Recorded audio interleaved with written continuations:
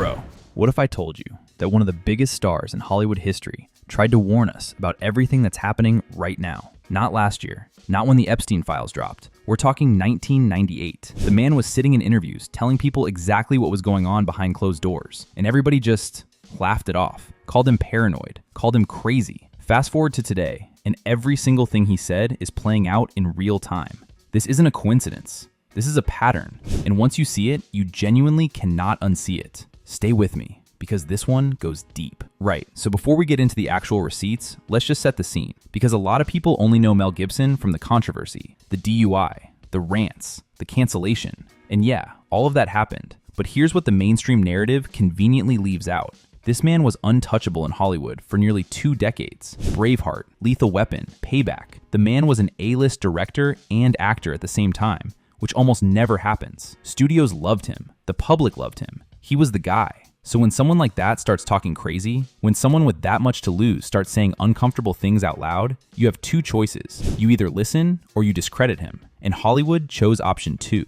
hard. But here's the thing about discrediting someone. It only works if what they're saying isn't true. And that is exactly where this story gets interesting.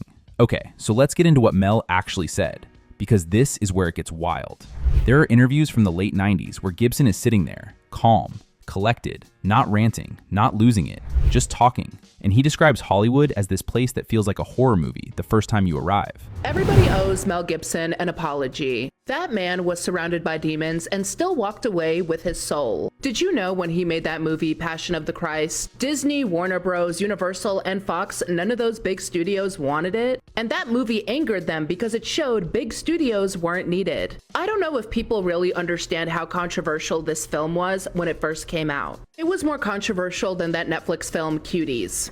Yeah. And before he even shot a single frame, the Anti-Defamation League criticized the script because of the accurate portrayal of what happened during the crucifixion of Jesus. Mel Gibson paid for the entire production himself. $45 million at the time, equivalent to $100 million today. He released Passion of the Christ on Ash Wednesday, made $83 million in its opening weekend, and $612 million worldwide. They all went against this man, and he still made millions off the movie. He also produced Sound of Freedom, where the same main character who found the kids on that island is the same guy who played Jesus in Passion of the Christ. Remember when people tried to cancel that movie in theaters? That is why they hated this man so much. Yeah, they called him everything but a liar. Because if Hollywood hates you, you're doing something right. Oh, and another thing, his name isn't in the files. He's already filming The Resurrection of the Christ, set to release in 2027. And I have never lost respect for Mel Gibson. That it's like walking into a bar in a small town,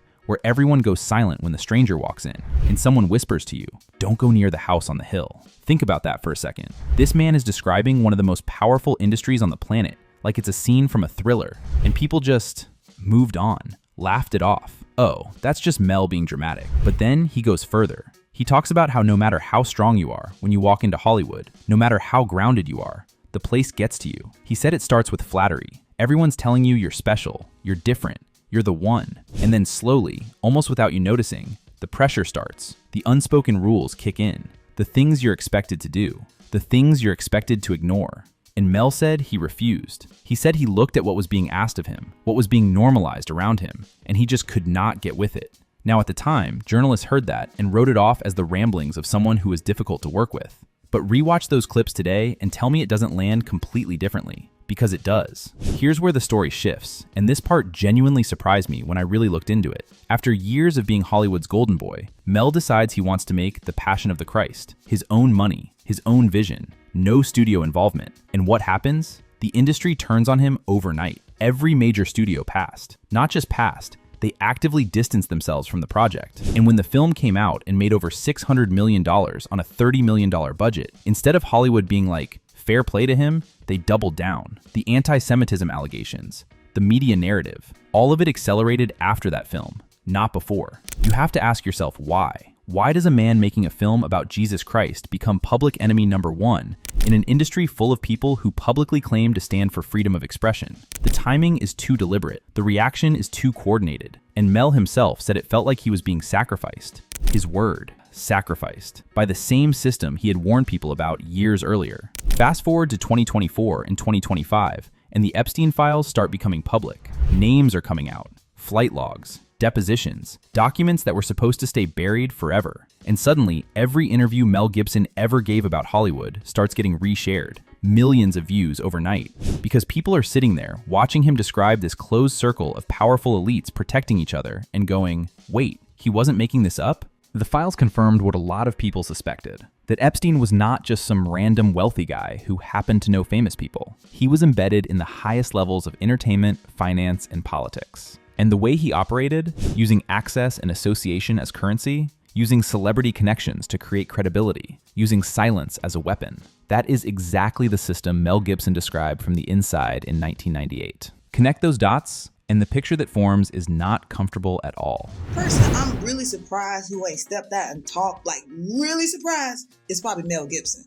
And the reason I said that because if everybody remember, and they always try to scrub the internet for this before AI and all stuff, he been said about the damn, they was drinking bloods of babies, they used them as currency, they was exposing a lot of Hollywood, but then they made him seem like crazy, that he had to apologize, that anti-Semitic, all that bullshit though. And I know he wasn't like full of shit of it though. That's one person I'm surprised who ain't said nothing. That's why I don't like going on the internet, because they try to scrub the fuck out of what it say. Like, I'm pretty sure somebody got a video of him saying and all that, talking and that stuff of how weird Hollywood was. But that's probably the one person I'm surprised, ain't said nothing though. And this is like probably like before he made, Passion Christ and stuff like that. So yeah, that's one person I'm really surprised he didn't step out and say anything. And actually, this is probably the best time he needs to right now, because he's been in the game for so damn long. Paul Mooney was right too when he was saying he was telling the truth though. That's why they was trying to like shut him down and, try to do that whole, it's so much stuff. It would make your head spin. I will tell y'all to do y'all research, but the way how they be scrubbing the internet and, say it's AI and shit like that, like I'm telling you that some of the people, ask your mom, just ask anybody. We remember all this stuff that was going on. We're not crazy. Trust me, the next 10 years, probably the next 20 years, like all y'all. And look, Mel isn't the only one. Corey Feldman spent decades trying to tell anyone who would listen that children in Hollywood were being exploited by powerful men with industry connections. He was laughed at, called unstable, dismissed, until a talent manager he had publicly accused was actually arrested and convicted in 2012. Suddenly, Feldman wasn't so crazy after all. Cat Williams sat down at the start of 2024 and said 2024 would be the year the truth comes out. People memed it, made jokes about it. And then what happened? Diddy, Epstein files, industry figures getting exposed one after another. Again, not a coincidence. These people knew. They were telling us. We just weren't ready to hear it. I came in this business saying I was going to expose. When I talked about Michael Jackson, when I talked about R. Kelly, they canceled me for these things because why would you talk about another black dude? Race is not where the line is drawn.